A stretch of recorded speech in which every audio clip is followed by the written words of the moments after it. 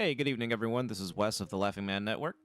This week, I am going to talk a little bit about New Japan's Pro Wrestling Wrestle Kingdom 17, which emanated from the Tokyo Dome on January 4th. It's the first New Japan Pro Wrestling show that I've actually watched in its entirety.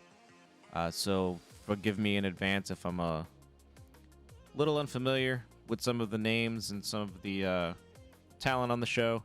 But man, this was New Japan's big event of the year. Well, really their first event of the year. But let's get things kicked off. Run through the pre-show really quick. First match on the card was Bolton Oleg versus Ryohei Oiwa. It was basically a 3-minute exhibition match. Not a whole lot of time to get a lot of stuff done, but it was basically just used to get Oleg on TV. Looks like he was making his televised debut. He's an amateur wrestler, I believe.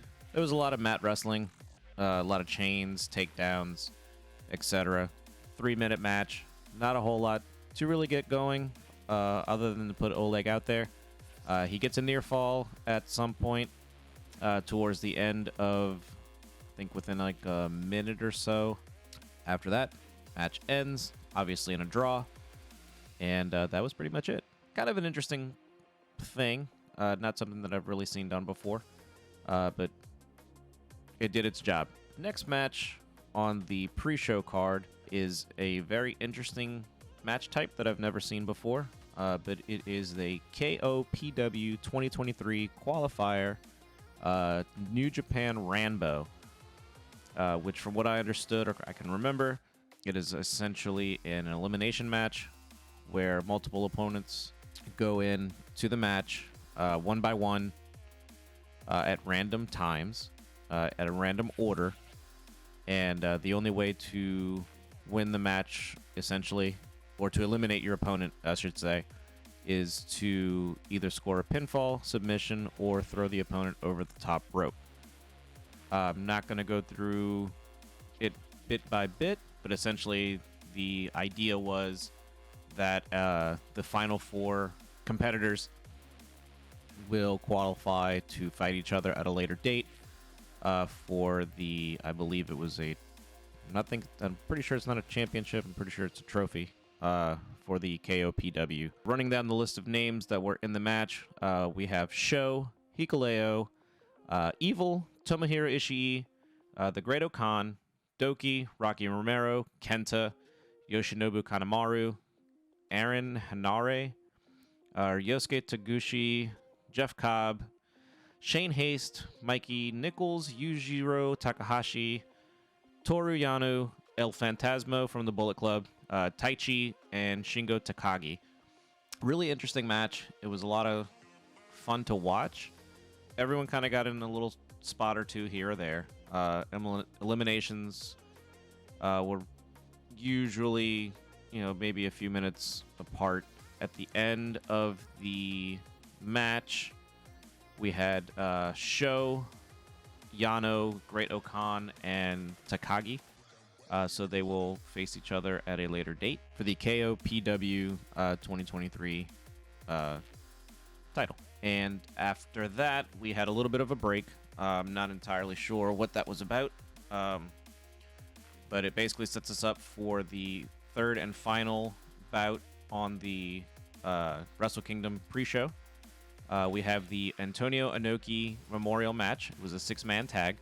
And man, this thing was freaking awesome for me to see. Not so much for the match itself, but just the names that were in it. There's a couple guys that I wasn't too familiar with, but 4 out of the 6, you should definitely know the names. Some of you may know at least Minoru Suzuki from his recent AEW appearances, but man, these guys have been around for a while.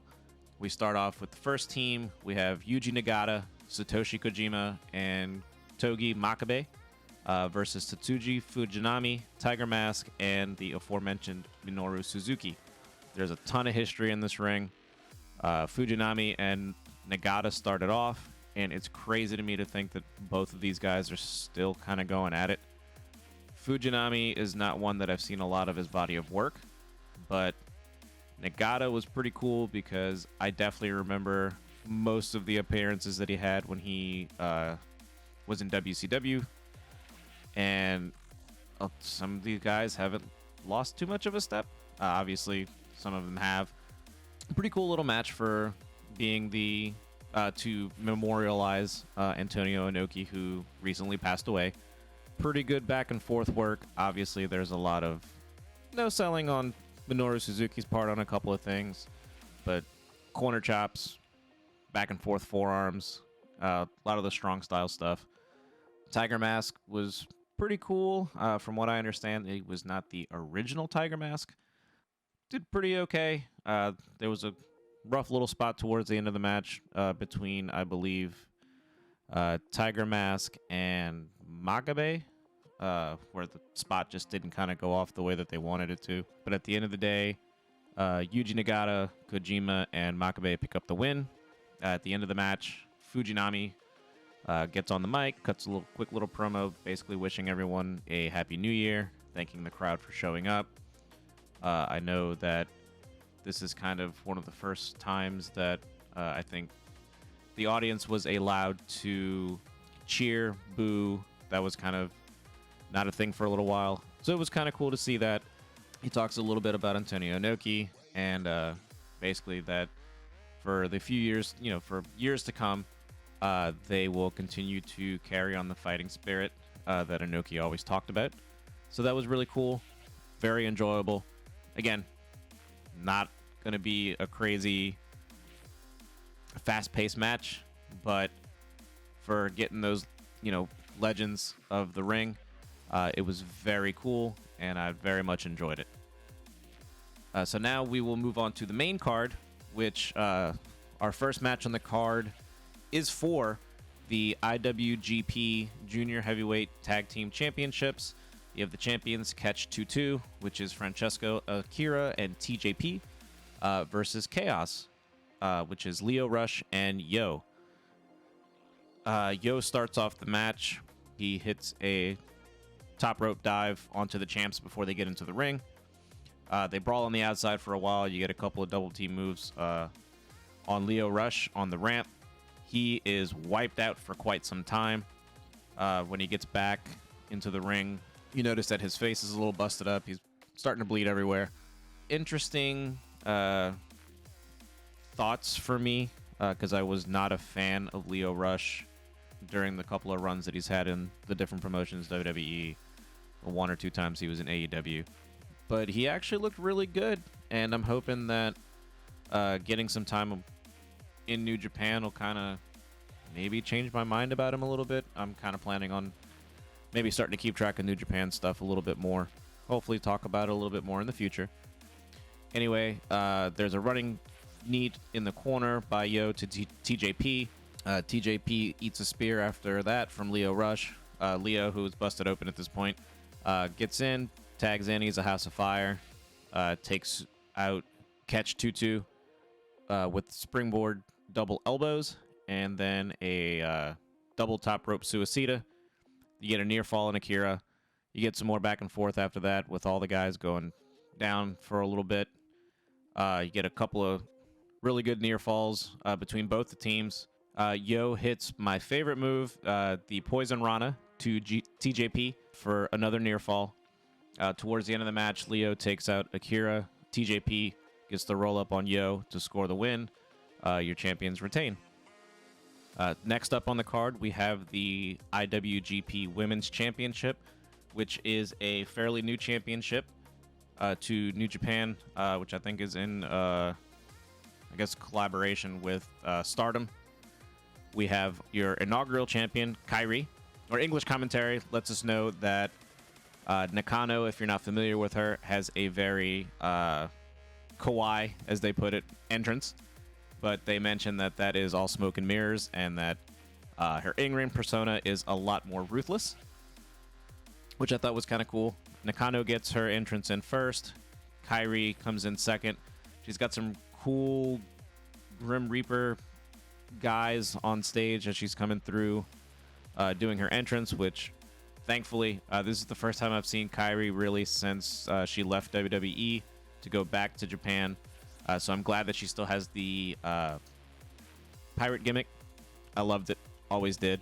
So we start the match. Kairi gets a couple of little mind game things going on against Nakano. Feel each other out in the beginning. There is a sequence not too far into the match. Nakano blocks a clothesline from Kairi with the Matrix move. She transitions that into a roll-up, which then she transitions into a basement dropkick. And after that, she does a little taunting to Kairi, getting her back with a little bit of her own mind games. Kairi hits a top rope flying forearm, gets a near fall. This match was a lot of fun to watch. Probably one of my favorite matches of the night. The crowd kind of got into it for as much as the crowd for Japan does. They tend to be relatively silent in just watching the action, which is definitely different from our audiences if you don't know. Nakano kind of gets her upper hand a little bit. She flattens Kairi with a top rope dive on the outside, get a near fall with a German suplex. Nakano hits a huge brainbuster, which leads to a near fall. Kairi recovers. She hits Nakano with a huge back fist. Nakano sold that thing like a champ, which I thought was really cool. You get a second back fist from Kairi. She goes to the top rope. Hits, of course, the most beautiful, insane elbow, which is one of my favorite finishes of all time, to pin and win. Kairi retains in her first defense. Couldn't be any happier. Post-match, unfortunately, on my end, things were a little sour as the former Sasha Banks officially debuts for New Japan Pro Wrestling, now going under the name of Mercedes Moné. The other guys on the channel, the podcast, are going to give me a little bit of flack, one in particular, but I'm not thrilled about this. I'm not the biggest fan of Mercedes Moné. She comes down to the ring. She grabs a mic, stares down Kairi, and cuts a quick little handshake with her. She holds on for a little bit, and she hits her with something. Didn't go off very well. Didn't look great. I'm not entirely sure what that was supposed to be. I don't know if that was supposed to be, put your opponent on the back, swing him around, and catch him with the knee. Not entirely sure what happened. Definitely didn't go, at least I don't think it went as planned. It didn't look like it went as planned. But either way, Kairi is taken out. She's knocked out on the ground. Mercedes grabs the mic and cuts as best a promo as I guess she could have done. She went out of her way to make sure to let everybody know that she is no longer Sasha. Basically comes down, proceeds to cut the promo of being the standard in the women's division of New Japan, and that she is no longer the boss. She is the CEO of the division, and that she is going to leave Kairi bankrupt, and you can bank on Monet. It is what it is. Not a fan. Hopefully it ends up being not as bad as I think it may. Might do Mercedes some good to do something outside of the shelter of WWE, but I'm really not a fan of competitors kind of coming out of nowhere and challenging champions for their title without having earned it.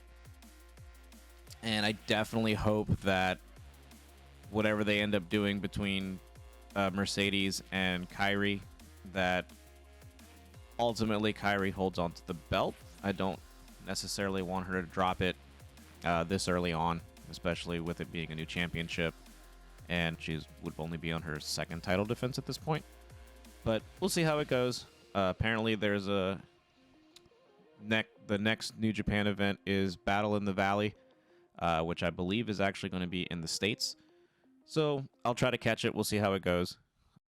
Our third match on the card is for the IWGP Tag Team Championship. We have our champions, FTR, Dax Harwood and Cash Wheeler, of course, versus Bishamon, which is Hiroki Goto and Yoshihashi. Pretty cool little tag match. Seems like a little bit of a running theme with some of the matches on this card. I don't know if it's just kind of the way it's presented or if it's just the atmosphere and kind of the way the crowd reacts to things when they do. And it seems to be a little bit of a theme that a lot of the matches on this card seem to be relatively short, or they feel like they're short, but they actually run longer than I thought they did. But either way, Yoshihashi and Cash start off. Goto and Dax tag in. They go back and forth with the chops and the forearms. Cash is dumped to the outside. Dax is double teamed for a while. He fights it off. He gets a huge brain buster. Cash gets the Suicida to the outside on both members of Bishamon. A lot of power moves in this. You get a superplex from Dax, followed up by a big splash from Cash. Leads to a near fall on Goto. There was a really cool spot where I believe it was Cash that hits a power bomb, which then gets transitioned into a dragon suplex, which then leads into a pinfall attempt. Don't think I've ever really seen that before as far as like a double team kind of move thing. FTR hits the big rig at one point. The pin is broken up by Yoshihashi. Cash and Hashi take a really nasty bump to the outside. Goto and Dax trade a couple of headbutts. I believe FTR hits a spike pile driver. They get a near fall on Goto. Ultimately, I believe that Cash gets taken out and Dax takes the finish, and Bishamon pin and win. So FTR, after the incredible year 2022 that they had, in the matter of, I believe, a month or so, have gone from holding 3 championship titles at once to now being completely beltless. They can no longer hold their pants up. Poor guys are starting 2023 completely fresh. It'll be interesting to see exactly where this goes as far as the AEW side of things. I'm curious to see where this goes. Man, I hate to see them lose all their belts so fast, but hopefully this leads to bigger and better things. So the next match on the card is for the New Japan Pro Wrestling World Television Championship.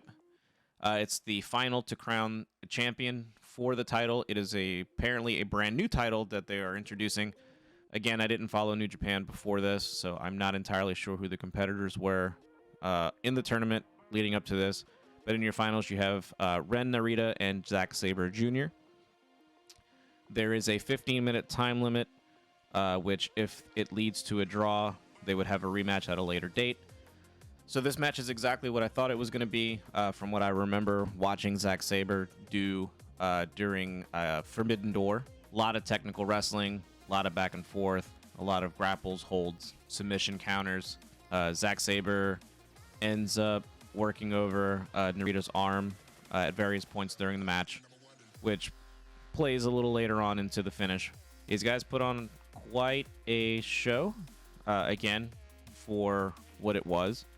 I like technical wrestling. I like the back and forth.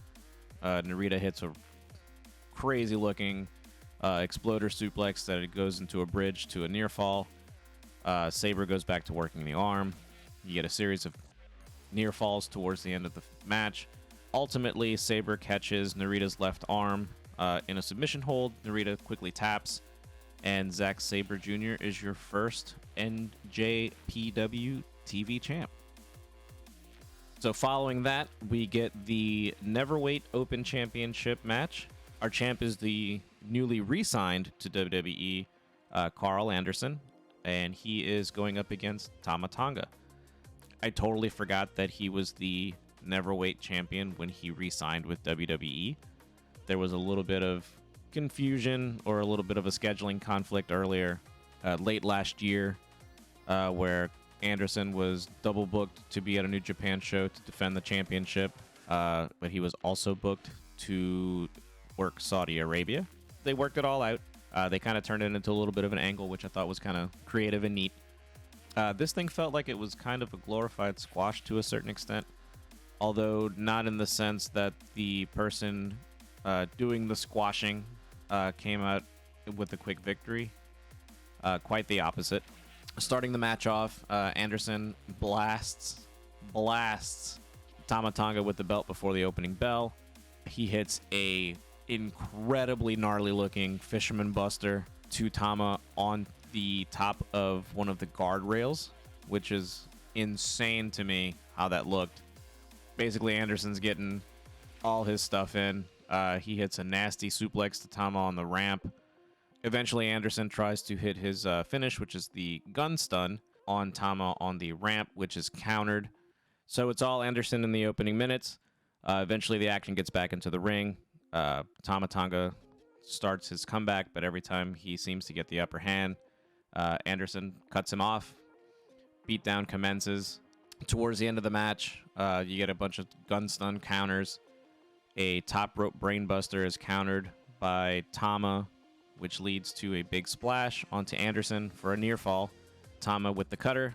He ends up hitting, finally, Anderson with the gun stun and pins to win. Anderson drops the belt.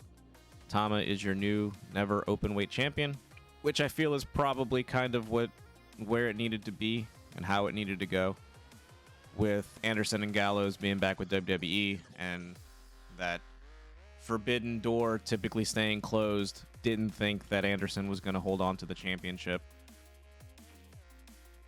Next up, we have the final New Japan Pro Wrestling match for Keiji Muto. If you are not familiar with who Keiji Muto is, his alter ego is the Great Muta, who spent some time in WCW back in the day, which is mostly where I remember him from.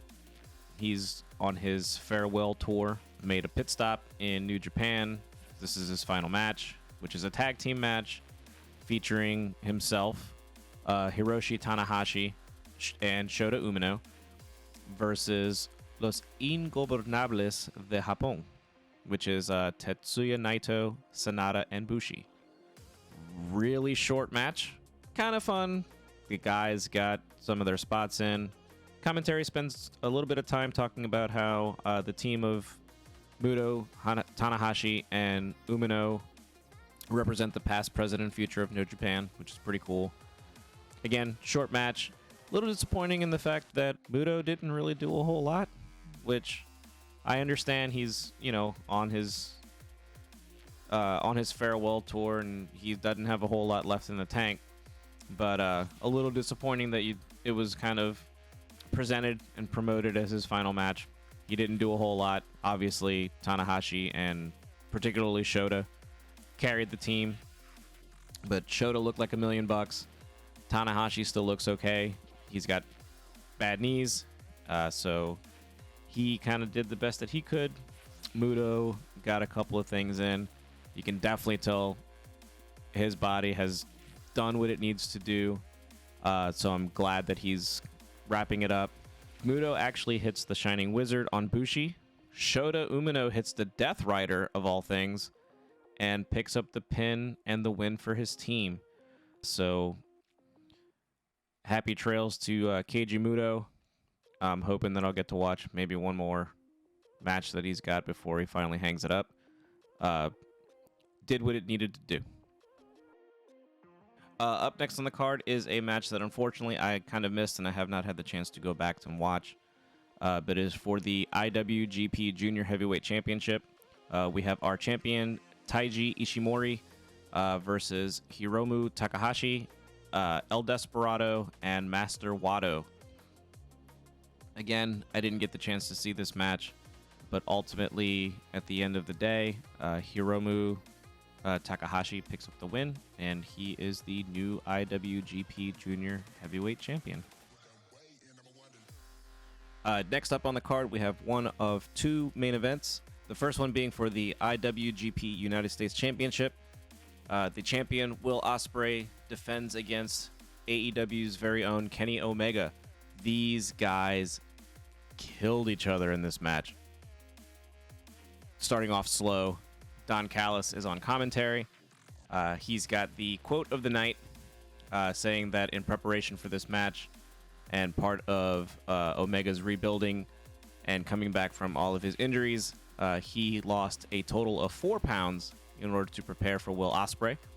Ospreay eventually hits a plancha on the outside to Omega, sends him into the barricade. Ospreay gets whipped into the barricade incredibly hard. Sold it like a champ. Omega hits him with a humongous hip toss and basically takes over the match at this point. It's another one of those really lopsided deals. Omega controlled the match for the most part. Chop to the back of the neck on Ospreay, who shouts out an audible F-bomb, which was hilarious. Irish whip into the corner incredibly hard. Omega goes and rips the corner padding on one of the turnbuckles. While he's doing that, Ospreay hits Omega with a pretty hard-looking neck breaker, which is pretty cool. They take a little bit of time going back and forth pretty quickly until Ospreay hits a backflip off of Omega's chest into an enziguri. The action makes its way over to the apron with more chops and a couple of super kicks here and there. Omega eventually takes over by hitting Ospreay with a table that he pulls from under the ring. He lays it on top of him, and he hits a gnarly-looking double stomp through the table onto Ospreay. Cuts him a little bit in the back in the little kidney area. Ospreay, again, selling like a madman. Really cool. Ospreay ends up firing up, and he runs Omega into the barricade and eventually hits Omega with a suplex on the table, which was upside down. So Omega hits the frame and the legs of the table, which looked really gnarly. You get a flipping top rope senton. Omega cracks his head on the back of the table, which, again, looks a little gnarly. Action goes back into the ring. They get a near fall from, I believe, Ospreay. The Os Cutter is countered into a knee strike to a Poison Rana, which leads to a near fall. The top rope dragon suplex is countered by Ospreay into an Os Cutter, gets a near fall. The crowd is ridiculously into this match. You get some more hard hitting to Omega, some kicks while he's in the corner. And the bump of the night happens after that. Omega hits Ospreay with the craziest looking DDT I've ever seen from the top rope. Ospreay hits the exposed turnbuckle, takes a gnarly bump to the floor, and he is busted open. I thought he was dead for a minute. Refs counting the 10. Omega goes out and breaks the count. They brawl some more. Omega at this point is in complete control. You get a pile driver for a near fall. You get back-to-back dragon suplexes, snapdragon suplexes. Ospreay at this point is completely out on his feet. Yet somehow the crowd is actually behind Ospreay in this thing, which is kind of an interesting dynamic. I'm not sure what that's about. Omega hits a corner V-trigger and a huge German suplex. You get another near fall, more V-triggers, another near fall. Ospreay hits the hidden blade. You get a near fall. At this point, it's basically just Finisher City. They go back and forth trading finishes and near falls. Eventually, Ospreay goes for the Stormbreaker, which Omega counters, but he gets another hidden blade. You get a double down. They go back and forth forearms for a while, talking mad shit to each other while they're doing it. Ospreay is down on his knees. He spits in Omega's face, throws the F-bomb out at him. Omega hits him with a V-trigger, immediately followed up by the one-winged angel, and Omega pins and wins. He is the new United States champion. One thing I forgot to mention is that during Omega's entrance, he was cosplayed as Sephiroth from Final Fantasy VII, and he also came out to Sephiroth's theme, One-Winged Angel, which is a very nice touch by Omega. And finally, we get our second main event on the evening. It is for the IWGP World Heavyweight Championship. You have our champion, Jay White, defending against Kazuchika Okada.